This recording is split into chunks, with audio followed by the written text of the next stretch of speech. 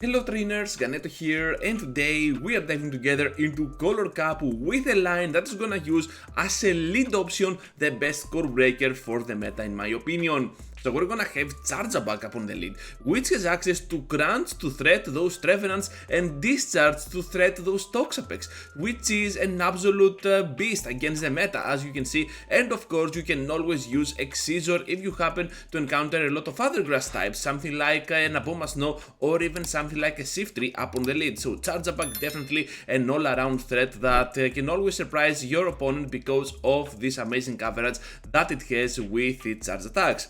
Now Shadow Charizard is gonna go in and Shadow Ball is gonna be blocked, so they have no shields, but at the back there is gonna be a Toxapex, so that's why they did not switch at all up on the lead. And right now we might have the upper hand. Gonna call the bait here. This is gonna be just a Brine, not gonna spend the shield. We're gonna keep the shield for the end game and for our Charizard, because our triggered Pokemon with that Seed Bomb can absolutely finish off that Toxapex, but it ends up that they survive and of course they can reach the Sludge Wave, so down we go. Doesn't matter, we still have a lot of energy on our Shadow Charizard. At the back there is gonna be the Ninetales, but they end up catching the move on the Trevenant. What a great catch, but still we might be able to outspeed here if we are smart enough, because we have to throw an alignment. Here comes the Blast Burn and we can outspeed before they reach to the double Weather Ball, because we still got the shield, and that is gonna be a good game to start off this video.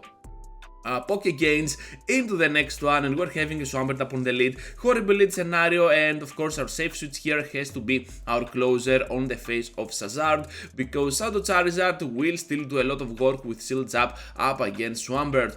We have to go ahead and pressure a lot with those wing attacks, and of course because of our Shadow we can always pressure even more with that attack weight Pokemon that we have, and Dragon Claws are gonna be our main way to go, because even one can absolutely do the trick up against that Swampert. However, we cannot reach to another one. They know the counts, and of course down we go to that Hydro Cannon. Shadow Zapdos emerges, and guess what trainers, we have the upper hand here because I am the Shadow Zapdos master, and we can manipulate this matchup towards our liking. We know that we will not need at all Charjabuf, so it's all up to the Trevenant. Gonna sacrifice our Charjabuf here, and before they reach to the next Drill Peck, I'm just gonna overfarm a little bit and throw my Seed Bomb to finish them off. At the back they have a Ninetales, but good news for us is gonna be just a Shadow one, and we can almost finish it off, so we're gonna fall short 2 Poke gains, so well played to them. This is the first time that I lost to a Shadow Zapdos team, but still I believe that we outplayed the Shadow Zapdos, so that was a pretty cool thing for me, because yeah, I am once again the Shadow Zapdos master, and I just want not to lose to Shadow Zapdos at all, because I can only use it effectively. Yeah, that's a little bit of a Gryffindor thing to say, but anyways, let's get now to the Charjabuf against the Ampharos matchup, because this is 2 electric Pokemon going up against each other, and we can somehow survive the Brutal Swing here. Perhaps they undercharge, I'm not sure of course, so down goes 1 shield, and they want to farm us down, so that's absolutely good for us. Just gonna go in with my Trevenant. I know I can survive 1 Brutal Swing, not gonna spend the shield at all. I need those shields for the end game, and thinking that this Ampharos out of play, perhaps they have no other counter to my Charizard over here. So Icicle Spear now is gonna do a lot of damage, so we have to respect and shield and throw the next Dragon Claw right on the CMP. Down they go, we are both even on shields, and Revenant now comes into play. We have to go ahead for that Dragon Claw just in case they try to switch out, and because they're super low, I'm pretty sure we can still finish them off. So here comes the Shadow Ball, we're gonna block it, and right after we're gonna throw immediately the next Dragon Claw on that Ampharos, because they're getting super close to the move, and unfortunately we cannot farm down right after, so down we go. Trevenant though can still go in and try to farm down the remaining HP of their own Trevenant, so that was a pretty close battle, and it was up to the final Shadow Claw, so that was pretty impressive from my weird Trevenant with those weird IVs. Into the next one now, and the looks rep on the lead. We have to stay in with Charjabuf and do our best with that amazing crunch that we have. So that's why I like crunch over X-Scissor, because of the debuffing bonus. However, X-Scissor is gonna get you there much faster, so there is a gain and a give and take situation over here. But anyways, after we take all the damage on our Pokemon, I decide to switch out before they farm me down, and I know I have the shield advantage, so sacrificing a shield here is always very wise. Now they go down, and we got the Shadow Ball for big damage on the Toxapex, but we still need more than that. Gonna throw the CMP once again. I know they will not throw the Brine, but instead the Sludge Wave if they want to have any chance at all, so I'm just gonna let it go through, but it ends up being the Brine, and that is pretty awesome. But at the back they have a Trevenant, and the remaining HP that I had is absolutely farmable for them, but still we got a Shadow Charizard, and that's gonna be the end game for this trainer. The next battle, trainers, and we're having a Sunny form, cast form, so that is not looking that well.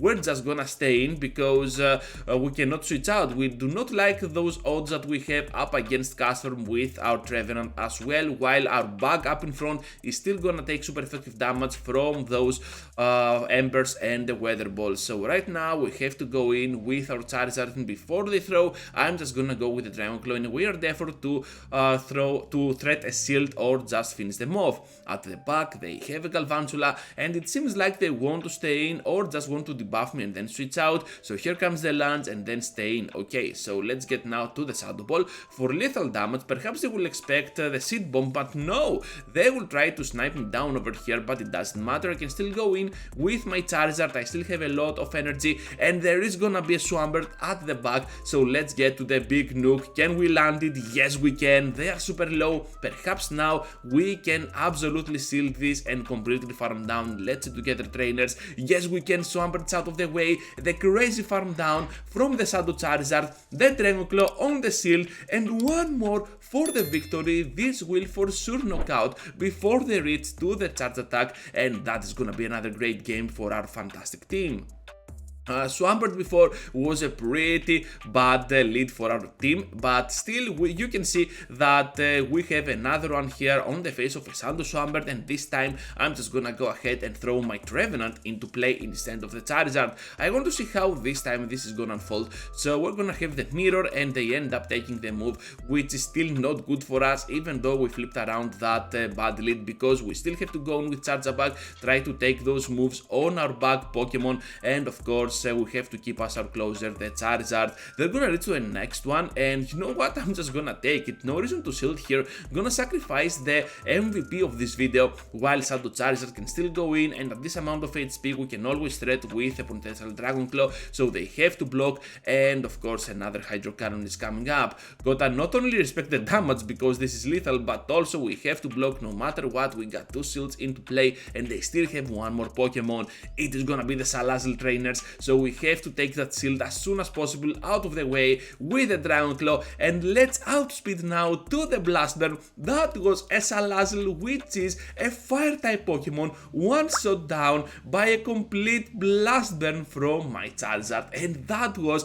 a very entertaining battle for this video. Into the next one now with a Confusion user on the face of a Victini. You do not see that every day. Most trainers use it with Quick Attack, but still Confusion has a lot of play with stab damage, while Crunch here is gonna do a lot of work up against them. They have to go ahead and shield if they want to have any chance at all, and of course because we took two shields out of them, I'm just gonna take the move now and go in with my Trevenant because I can definitely farm down. It is gonna be their own Trev coming into play, and at this point we can definitely outspeed to the Shadow Claw because we are a few turns up against them ahead, and of course now my Shadow Charizard is gonna go in. There is gonna be a double grass at the back. We got the shields, and we can absolutely farm all that energy we want to, or just throw here the energy because we know that they cannot reach a double V create while we still got the shield for the next move, and my Blast Burn is coming up for big damage, and for sure is gonna KO here, especially after the debuff that they got from that V create. Ivan Keke, our next opponent. I have no clue who that is, but it was a funny name. So now we're gonna have a very good lead on the face of the Dugong, and mostly on this video I'm having bad leads, but this one might seem good, but guess what, it is not that good, because they're still gonna have that Dugong for the end game while we go down to that Shadow Ball. No bait from this trainer, and now we can finish off with our Charizard, but guess what, they still have the Dugong, but instead of that they are gonna throw the Swampert and we're gonna make the catch. This was a key element from my win condition, because we have to take that energy out of the Swampert to my Pokemon, to my Trevenant, while we can still pressure with a Seed Bomb. They end up catching on the Dugong, pretty nice catch, and now we have to throw the Dragon Claw, because I'm pretty sure they will try to shield here, and right after that I might try to go for the Blast Burn. So let's see how this is gonna fold. I believe I'm gonna go for another Dragon Claw though, because we might have the debuff, but still Blast Burn can still knock out. They end up taking the move, pretty cool call by them, and right now we have two more Dragon Claws coming up. Are they gonna shield? Yes, they are, trainers, but we are not gonna fall for that. Able to get to another one right on the CMB. Down they go. We still got the shield up. They cannot reach a double Hydro Cannon, and that is gonna be an amazing sweep by Shadow Charizard, the Charizard, to clear up this battle. That was the end of a fantastic video, and I hope you enjoyed it a lot. I believe that Charjabuf is an amazing Corebreaker for the current meta of Color Cup, and I really recommend it to you. So that is gonna be a wrap for now, and I hope you enjoyed the whole video as it is, with Charjabuf as its main MVP. Thank you for watching, trainers. Just be sure to leave a huge like before you go, subscribe to the channel if you already haven't, and if you want to support even more, well, joining as a member can always help with that matter. Thank you once again, and I hope to see you all into the next one. Take care, trainers.